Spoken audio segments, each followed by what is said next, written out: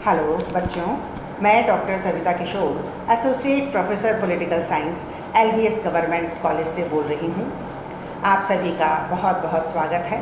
आज मैं आपको लिए चलती हूँ उग्रवादी राष्ट्रवाद की ओर। उग्रवादी राष्ट्रवाद का काल 1906 से 1919 का रहा है, हम सभी को विदित ही है।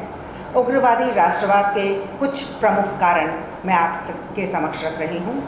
सबसे पहला कारण, जैसा कि हम सभी जानते हैं, उदारवादी की राष्ट्रवाद की विफलता रहा है और इसके अतिरिक्त 1892 के सुधार कानून की अपर्याप्तता भी इसका प्रमुख कारण कहा गया, क्योंकि संवैधानिक सुधार की दिशा में राष्ट्रीय कांग्रेस के वर्षों के प्रयत्न के परिणाम स्वरूप 1892 का भारतीय परिषद अधिनियम बनाया गया, लेकिन यह अधिनियम स्वयं में निहित कमियों और त्रुटियों के कारण सफल नहीं हो सका और भारतीयों को संतुष्ट भी नहीं कर सका।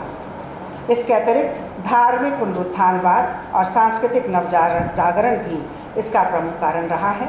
जैसा कि हम सभी जानते हैं, स्वामी दयानंद सरस्वती ने 1875 में आर्य समाज की स्थापना की।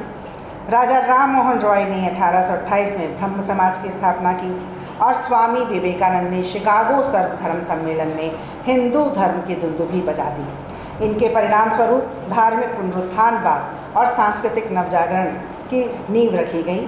और जैसा कि हमको विदित ही है कि अरविंद घोष ने कहा था कि स्वाधीनता हमारा लक्ष्य है और हिंदुत्व ही हमारी यह आकांक्षा पूरी कर सकता है। तो इन सभी के माध्यम से धार्मिक पुनरुत्थान ने प्रभावित किया और हमारा राष्ट्रीय आंदोलन अग्रसर होता रहा। प्राकृतिक प्रकोप का भी हम लोग शिकार हुए और 19वीं सदी के उत्तरार्ध में भारत को अभूतपूर्व प्राकृतिक प्रकोपों का सामना करना पड़ा। अकाल की यातना से अभी मुक्ति मिली भी नहीं थी कि बम्बई प्रांत के दक्षिणी भाग में भयंकर प्लेग फैल गया और इसका सामना हम सभी को करना पड़ा। जैसा कि हम सभी जानते ही हैं कि आर्थिक असंतोष का बहुत ज़बरदस्त शिकार हुए और इसी आर्थिक असंतोष का परिणाम हुआ कि आक्रोश की स्थिति उत्पन्न हो गई, क्योंकि यहाँ से कच्चा माल बहुत सस्ती कीमत पर ब्रिटेन ले जाया गया और ब्रिटेन से तैयार माल बहुत महंगी कीमत पर भारत में बेचा गया।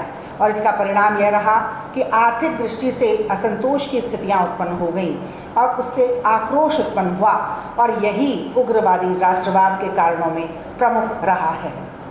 भारतीय कटुता और अंग्रेज़ों का अहंकार युक्त व्यवहार भी रहा और इसीलिए अंग्रेज़ों का भारतीयों के प्रति जो अहंकार युक्त व्यवहार था, यहाँ पर भारतीयों में बहुत ज़्यादा आक्रोश की स्थितियाँ उत्पन्न हो गईं।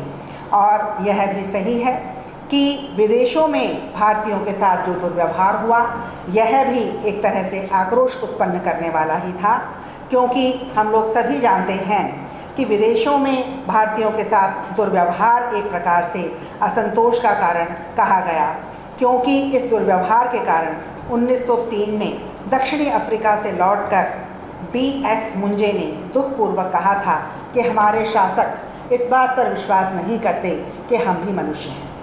भारतीयों के द्वारा यह अनुभव किया गया कि उन भारतीयों के साथ में भारत राष्ट्र की पराधीनता के कारण ही दुर्व्यवहार किया जा रहा है।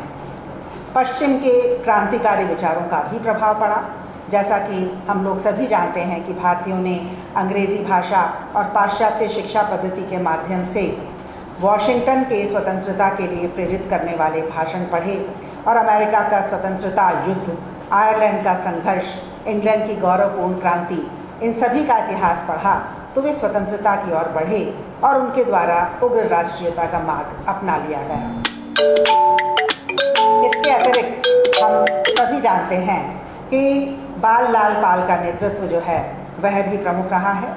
और यहाँ हम ये कह सकते हैं कि जिस प्रकार से तिलक ने ये कहा था कि स्वतंत्रता मेरा जन्मसिद्ध अधिकार है और मैं इसे लेकर रहूँगा, हमारा उद्देश्य आत्मविश्वास है, भिक्षावृत्ति नहीं।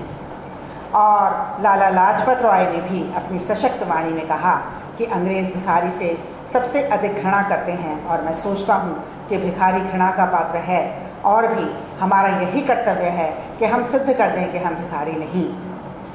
यह भी सही है कि विपिन चंद्र पाल का नेतृत्व भी बहुत महत्वपूर्ण रहा ये नेता अटूट देशभक्त थे और ब्रिटिश शासन के कट्टर शत्रु भी थे। लॉर्ड कर्जन का प्रतिक्रियावादी शासन भी रहा है और हम ये कह सकते हैं कि 1891 में कलकत्ता कॉरपोरेशन अधिनियम पास करके कॉरपोरेशन में भारतीयों की संख्या घटा करके आधी कर दी गई, इसलिए इसमें बहुत अधिक असंतोष की स्थितियां उत्पन्न हुई।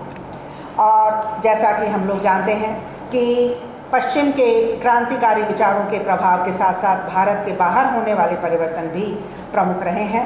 1896 में अफ्रीका के एक छोटे से देश अबिसीनिया द्वारा यूरोप के विशाल देश इटली को पराजित कर दिया गया और 1904 से 5 में जापान के द्वारा रूस को पराजित कर दिया गया।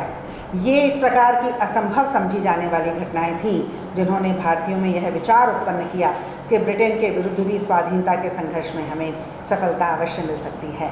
और 1905 का बंगाल का विभाजन यह भी एक तरीके से इस प्रकार का कारण रहा है जिसने कि यह सिद्ध कर दिया कि बहुत अधिक इस प्रकार की स्थितियां यदि रहेंगी तो हमारा राष्ट्रीय आंदोलन जो है वो अग्रसर होता ही जाएगा।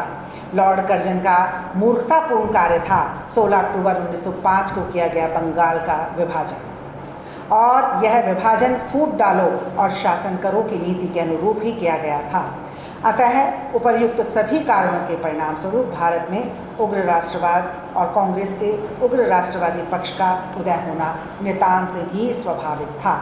अगले अध्याय में मैं आप सभी लोगों को इसके आगे का जो भी डेवलपमेंट रहा है, जो भी प्रगति रही है, वह मैं आपको बताऊंगी और मैं यह भी बताऊंगी कि उदारवाद और उग्रवाद के मध्य क्या अंतर रहा है उनकी कार्यपद्धति और विचारधारा में। आज हम इसको यहीं समाप्त करते हैं और अगले अध्याय में मैं आपको इसके आगे का समझाने जा रही हूँ। धन्यवाद।